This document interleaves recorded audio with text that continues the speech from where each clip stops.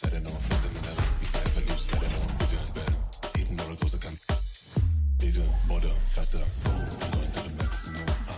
Going to the maximum. Going to the maximum. Let's start with this question. So either you have the microphone, so maybe you can start. How did you feel when the FTX collapsed? With all transparency, I am personally affected because of my DeFi projects and also my commitments. That also, to me, was a OMG to is 100%. I was badly affected, but managed to get out. There were some other things. So yeah, it's an episode I want to forget. Okay, Marvin, what about you? So, what's interesting about that, we saw tweets leading up to that already, and there were a lot of people shorting it from a trading perspective as well. But to see it collapse in a very, very fast way, and then after what happened to Luna and all of the other projects that did do well this year, it somehow is sad in a way that when people look at crypto, they lump up FTX with Bitcoin and everything else. But I just want to say this, that a failure of a financial institution is not what Bitcoin is. It's not blockchain. It's not the game-changing technology that it does. And that's why panels like this are very important, because we get to educate people on what the heart of blockchain is and what the heart of what this technology is actually disrupting. So it was sad in a way, but I want to say this, that if you look at tech bubbles in the early 2000s, collapses like this prune out the bad players, prune out the projects that don't really do something that's game-changing. So what this will do is it allows things to get better, and the ones that are really doing work, the ones that are building right now in the bear, you'll see them come out of the gates running. That's where you saw the Googles of the world, the Amazons of the world in the early 2000s. And that's why Ida, her project's going to go out running even better. She's dedicated to build and work hard as well. What about you, Belinda? We have to do the real reaction, right? It's like, oh shucks, I forgot to remove my assets. Like, I removed halfway, and then I forgot, like, there were different assets. Oh, there's different assets, right? So I removed, like, all my stables and forgot, like, one of it. I'm like, shucks. And because in Singapore, we're quite affected because a lot of our exchange, you can't use it, so yeah, it was really bad. So that is the reason why we are having this panel today. There is this misconception about blockchain and crypto. And this comes down to bad education. People do not understand the difference. And that is why we would like to take this opportunity and discuss how we can improve the education around blockchain. So let's start with you, Belinda. What do you think is wrong right now when it comes to education? I think it's also let's take like FTX for example. I think education doesn't just mean for the masses. A lot of time without education, it's not educating the masses, it's not educating the regulators. Because I think we are here in this state was also the perspective that the regulator knows best. Then the masses do not know a lot of stuff. So I think it's also like going through every single layer who are stakeholders of the crypto market. So I think the biggest challenge is really like finding the right education for the right target audience. Marvin, your thoughts on education? What is wrong right now? So it's not that it's wrong, it's just that we're so early. Let me give this example. When oil was discovered, people really didn't know what it was.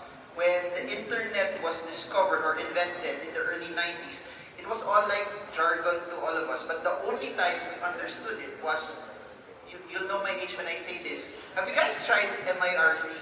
Yes, no. MIRC, and then when I was in high school, Yahoo Messenger started. We were so excited about it that, look at this, we get to chat with our classmates from Yahoo Messenger. That's when people understood it. We're not there yet. There's not yet a time where we hit that curve of adoption where masses try to get it. So I think people need to realize is that when technology is in its infancy, a broad majority of people won't understand it yet. When I was younger, people would say, don't text. Texting is just a fad. It's not going to go anywhere. Now, everyone, it's normal for people to actually text. So, my answer to that is this. It's very early. That's why all of us here, even though if you've seen Bitcoin to be above 14 years already, we're very, very early into this, and it's time that there be people who know the right information about what Bitcoin is, blockchain is, cryptocurrency, to be the ones to educate people the right way. Because when they see people who know what they know and they have a firm conviction in it, then times like this, they're not scared, but they know what it is from a technology perspective, that's when they listen. So it's early, but we need all of us together to bring this forward. And I think that's what's going to make it amazing, because 10, 20 years from now, when we look back at this date, it's those people that are here who did something, that will build something for this entire ecosystem. I get your thoughts. I agree with both of you, but I think the main thing is really noise. The problem with education or blockchain is it's about the noise. There's too much noise, too many bright lights, too many razzmatazz that takes away the essence of blockchain. Why was it created? Why did it started? Who does it serve? And what you should build on it. Because of the noise that came in, all of us got caught up with tokens, ICOs. All of us got caught up with VC requirements to launch in 6 months, 4 months. If your project is not lifted up within 1 year, you're a failure. So with all this correction that is happening and this collapsing that's happening, it forces every one of us to isolate that noise. And the education, it says, go back to the fundamentals, go back to the root. Go back to what blockchain is all about. And that is what we should be focusing on. So what is blockchain all about then? Is that a hard question that you were keeping? He said, I've got a hard question. I'm not going to let you know it's a hard question. No. What is blockchain? To me, blockchain is a technology that opens up access to the normal people. I come from a finance background, in a traditional finance, and I can tell you, it's very cartel-based, even on regulation. Blockchain removes that through smart contract, and we got to go back to that. We got to go back to the spirit of blockchain, what it does. So, we're almost the same background. I came from traditional finance for quite some time. And I want to answer this from the first use case of blockchain, which is pretty much Bitcoin. And I want to one thing that's so interesting about blockchain is it's immutable, it's transparent. Whatever is there, people get to see, and you can't anymore go back and replace the previous transactions. I think there's a lot of technicalities on what blockchain is. You could say it's a ledger, you could say that it's something that people could write in and everyone gets to validate it. But what it does is even more game-changing. I'll just say it from a perspective of Bitcoin. And from someone who has been in the stock market for over 15 years, for the first time in our history, we finally have an asset class that's decentralized, that no one can shut down, no one can ever take away from you. That before, when there were fears about what's going to happen in geopolitical situation, I always think about what stocks will be affected there, how does it affect my currency.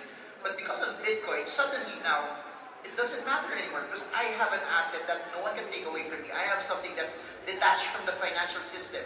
And if that isn't freedom, I don't know what is, because we now have something that we can self-custody on our own that's validated by nodes spread across the world. So, yeah. I would really like to hear your Oh, thoughts. I'm like, okay, I agree with all your points. So I think fundamentally blockchain is just a technology, right? So it's just a digital ledger where new technologies can be built. So I think if we cut through all the noise, right, the application of blockchain can be through a lot of industry. So I think we should break it up, like blockchain for one thing, And like, always don't conflate like blockchain with cryptocurrency. Although I agree, I entered the blockchain industry in 2017 because of Bitcoin. Money do make people more motivated. So I think it's more like the market has also shifted from just having cryptocurrency to more use cases. In Singapore, there's a new like purpose-bound money, whereby they use the blockchain to disperse like vouchers to the public. So I think fundamentally, if we say what is blockchain, let's go back to the technology and don't conflate it, and let's treat a currency as one vertical. So I think this will remove a lot of the emotional attachment in terms of like all the lenses of speculation and stuff like that. And we can move from like top-down and bottom-up approach. Teach about blockchain. And if you want to talk about like trading strategies or like how do you manage your wealth in the whole entire blockchain space, then you go from another angle. So I just wanted to clean up because I do lecture at Singapore Management University. So a lot of corporates right now are trying to understand blockchain and implication for them. So it's very important that we do not mix everything up. So we don't have like a lot of like bias against the blockchain stuff. So I think this is more measured. So the advice is to remove a little bit of the noise and make sure that we go back to its infant state, what was blockchain as technology. But just to ask a question to see what type of crowd we have here today. How many of you, can I see some hands? How many of you are teaching people about blockchain? Maybe you have a blog, maybe you are you are a consultant. So can I see some hands? How many of you? All right, can I see? Hi, so all right, not many people are teaching. Okay, so how many of you are constantly looking to find resources about blockchain, to educate yourselves in regards to blockchain? Okay, so clearly we have more people who are interested into learning more. And this is my question to you. If I was to go to a teacher back in the 70s and say, hey, I will give you the opportunity with 3 buttons to find every cooking recipe on the planet. You tell me what you want to cook, and with 3 buttons you're gonna do it from your home. They will say something in the lines of, yeah, I understand that. I don't know how we're gonna do it. I don't care about the technology, but it will happen. If I tell a farmer in the beginning of the previous century that I will find a way to do the horse, everything that you do the farming faster with the tractor, they would be very excited. They don't know how it's working, but they're excited. So how can we tell now to all these people who are looking to find information about blockchain, how will blockchain actively change their life to the best?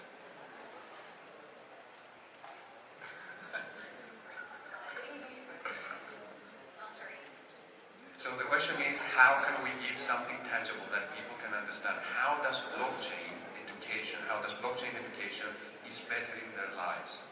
Okay, so I see it 2 ways because if you want to understand blockchain, it can be really a deep topic, like how the technology works. So if you're interested, you can always read like the Bitcoin white paper and just understand how the structure of it works. But then again, because the whole entire blockchain market moves so fast, so when you consume information, right, I see more of a static, right? You read like books that it goes really deep into the fundamental. But on the market condition, use cases, you need to like consume a lot of I think a lot of creators here create really good content. So I think you need to always keep yourself on pace in terms of how it can better your life. Because better your life, I think if you are, for example, someone who's building a career in blockchain, knowing more of this could help you build a better career, or like you can change your career path, right? Like you can go from like a lot of our like Aida here, she used to be a lawyer, and then you work into blockchain. I think there's a lot of new jobs in the blockchain space, and also like in Singapore, we see a lot of people making the change. They could be working like a business analyst, they come become a community manager. So I think in terms of career, it makes sense. And if you are like trying to diversify your assets, right, into some cryptocurrency, because perhaps like you have like like you just want to participate in the currency of the future, you could also like learn from that perspective. So I would say like career and maybe personal finance. So I think you determine your objective first, and then you can find a vision going forward for it. Career and personal finance. Okay. Are you ready, Mark? Sure. So I'll answer this from a perspective from people from the Philippines, or at least emerging economies. I've maintained this over and over that if the only thing that blockchain ever did was remittances, that would be amazing already. Why? For the first time, you get to send an asset from Manila to New York, to London, from London to Melbourne, at a fraction of the time, at a fraction of the cost. We've never ever seen that. It behooves me that if you want to send money from Singapore to London, it takes days before it arrives. You better just fly, and it's faster if you fly to London straight. Why does it take so long for our money to arrive? So to answer it in a very, very simple way, blockchain allows you to send something in a few minutes at a fraction of the cost. That's what blockchain can do. Very good. Education, from an education front, where you look for, this is me personally. You can take it as a guidance, but don't use it as a, just take it as guidance. I have a different approach. The source of provider is very important to me. So if it's a technical thing, like how to code, how to build the technicality of this, go for the protocol itself. Go to the foundation. Go to the dev house. These people know. Go to people who actually build. Okay? Not people who just talk. They actually build. If you want to deal with crypto, go to people who actually play with the crypto. Okay? If you want to know about blockchain, about DeFi, go to the builders, the one who actually played as well into this. And then secondly, like anything, you yourself have to touch it. If you go and listen to them, it just remains in your head. You have to build it. You have to trade. You have to immerse yourself in a DAO, participate in it, open a wallet, because that will open up your eyes. But you don't have to go in full stride. You can do it little bit by little bit. So in terms of education, to me, that is the kosher route for me. So this is the caution route, as you said, where we can get the information properly. So unless you get your hands dirty, you're not going to learn. But why would anyone leave this room and go to learn this? How will their life be better in any way? Because we talked about the speed, but this is a speed that many times it's not feasible. I can send a payment right now somewhere using Wise or a bank, and it will arrive very soon. Personal finances, but that was a problem that we said in the beginning, that people jumped into the blockchain technology, dazzled by the finances, and this is what led to FTX. So it's a tough question. This is the tough question I was telling you, but I'm always struggling to find a way to explain to my friends what is blockchain and why they should care. So that's why I'm coming back to this question again. Why should they care? Okay, just to zero in on what you mentioned about remittances, it may not be relevant to certain parts of the world, but for like countries like the Philippines, where 10% of the population is outside and they remit over $30 billion US, imagine the amount of savings that is in their pocket already if they get to save it because they're transmitting something that's on chain. Why should people care? Because it's the future. When I say it's the future, people didn't really care about the internet when it was starting. They said that it was just a fad that would actually go away. But the ones that built something on top of the internet, the ones that built their lives, built businesses around it, built the tech, like what she said, that you go with the ones that are actually have their hands in the ground. They're the ones that were able to experience it. So why should they care? Think about it this way. Everything's going digital. When Gen Z, they get older, all they know is digital. Everything that we're experiencing right now, that will be normal for them. So to a lot of people who are older, that they think that crypto is something that's very, very far-flung, give it 10, 20 years, when everyone that grows up, all they know is how to transact using this. And that's when it becomes important. And I want to say this. When is the best time to learn something? When everyone knows about it, when you don't have an advantage, or when it sounds so foreign and you're the one spending the time in it. Taga sa In real estate, Taga sa bar. when you buy a piece of land and something's built already, it's so expensive.